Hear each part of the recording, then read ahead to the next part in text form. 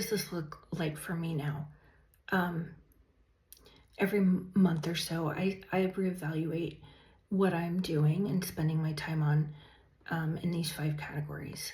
So intellectually, I listen to books on tape. I listen to podcasts. I read.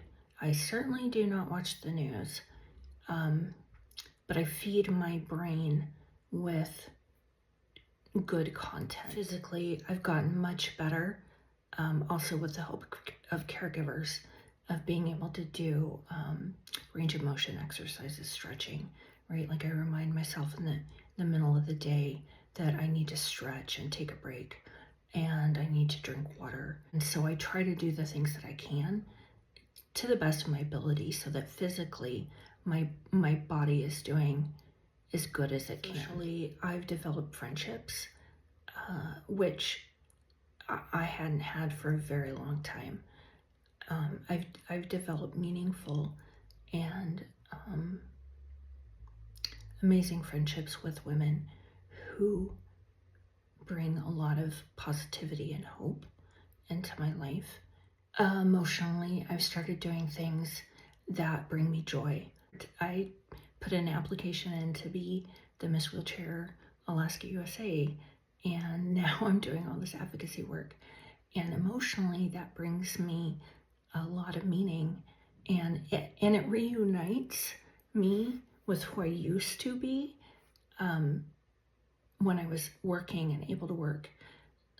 Like my focus is different, but I'm still doing the same work.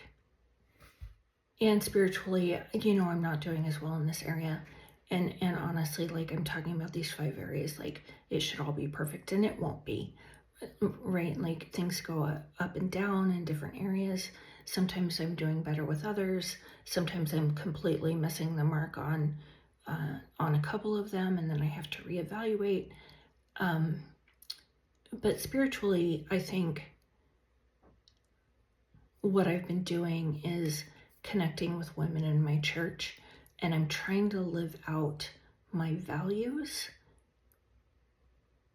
on a day-to-day basis, and those values align pretty closely with Christianity, right? So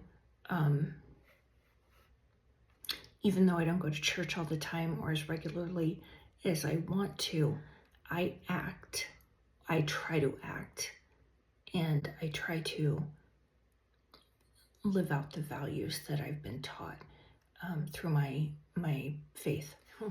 This is a really long attempt to talk about self-care, and I think you can see that my thinking about self-care is not just bubble baths and manicures and pedicures.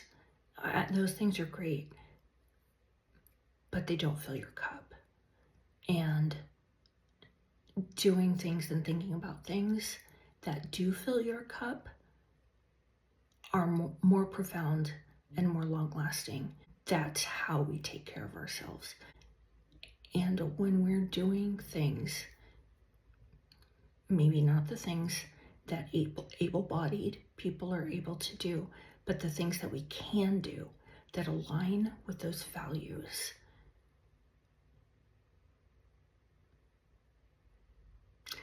that's how we take care of ourselves in the best way possible.